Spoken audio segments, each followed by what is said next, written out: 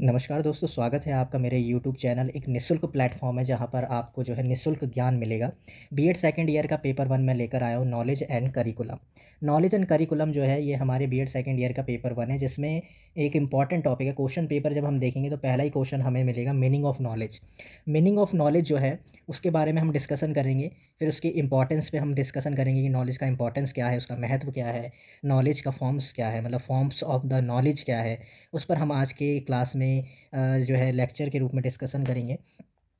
तो सबसे पहले हम मीनिंग ऑफ नॉलेज को कुछ फिलोसोफर्स के थ्रू समझने की कोशिश करेंगे। फिलोसोफर्स ने उन नॉलेज को कैसे समझाया है, वो क्या अपनी स्टेटमेंट देते हैं। तो सबसे पहले हम सबसे पुराने थिंकर सोक्रेट्स की बात करेंगे। तो जो सुकरात है ना दोस्तों, ये यूनानी थिंकर है, ग्रीक थिंकर है, जो सबसे पुराने थिंकरों में से एक है।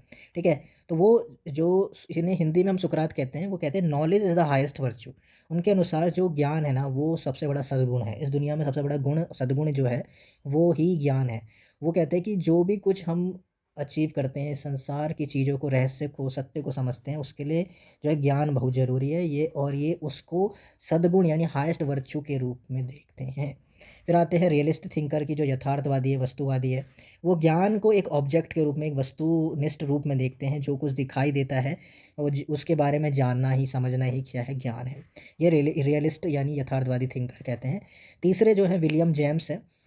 विलियम जेम्स की जो डेफ़िनेशन है वो बहुत ही ज़्यादा अच्छी है और आसान भी है और प्रैक्टिकल भी है। वो कहते हैं knowledge is an other name for practical achievement and success. यानी जो भी इंसान सक्सेस और प्रैक्टिकल अचीवमेंट अपनी ज़िंदगी में पाता है ना, वो कहीं न कहीं नॉलेज ही होती है। ये विलियम जेम्स ने बोला है।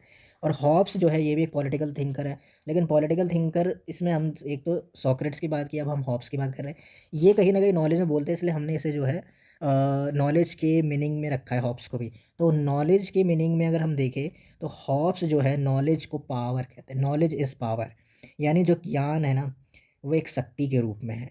ज्ञान के बल पर हम जो है बहुत सारी चीज़ों को अचीव कर सकते हैं, हर चीज़ को एक्वायर कर सकते हैं, उस तक पहुँच सकते हैं।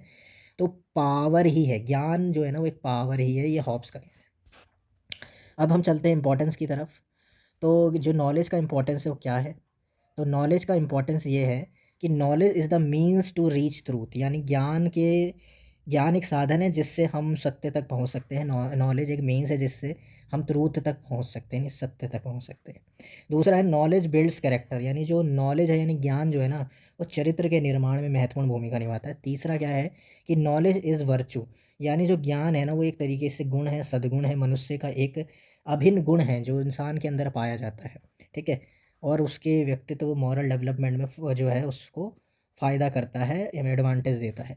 तो नॉलेज जो है वो discover the secrets of the world. Knowledge यानी ज्ञान जो है ना वो इस दुनिया के रहस्य को खोजने का काम भी करता है।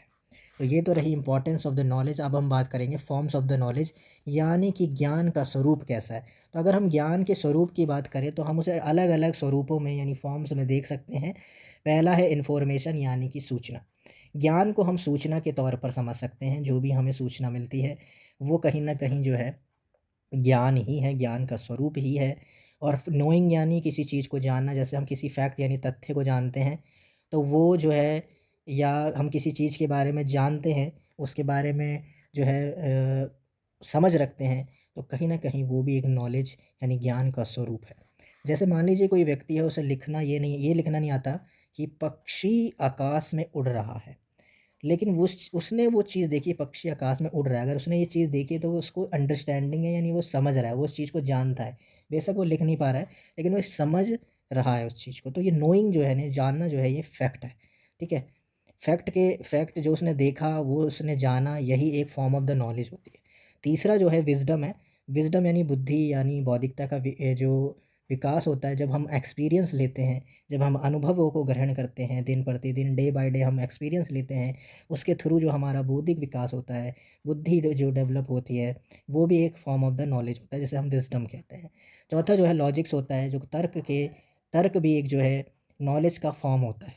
ठीक है? एक हाई लेवल जो है फॉर्म ऑफ नॉलेज होता है, जिसमें हम ट्रू एंड फ़ॉल्स बताते हैं। मतलब किसी चीज़ के बारे में आप अगर सत्य और असत्य को अंतर करना जानते हैं कि इसमें सत्य क्या है, असत्य क्या है, ट्रू क्या है, फ़ॉल्स क्या है।